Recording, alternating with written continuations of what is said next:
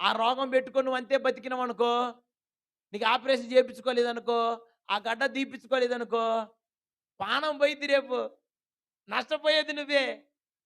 అయ్యా నీకు కణితుందయ్యా కడుపులో కేజీ గడ్డ. నువ్వు సత్తావు నా మాటిను. నేను ఆపరేషన్ చేస్తా అంటే నువ్వేమనాలా?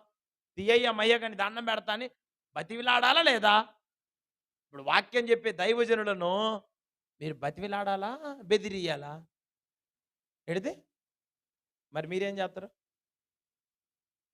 అయ్యగారు ఈరోజు కొంచెం ఎక్కువ సేపయింది.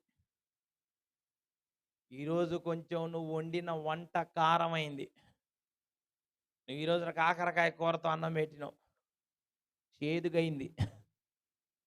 కొంతమందికి అచ్చం తీపే కావాల. ఏంటిది? ఏంటిది తీపి? దేవుడు నిన్ను దీవించును గాక అను. ఆమేన్. దేవుడు నిన్ను ఆశీర్వదించు. ఆమేన్. దేవుడు నిన్ను వర్ధిల్లజేయును.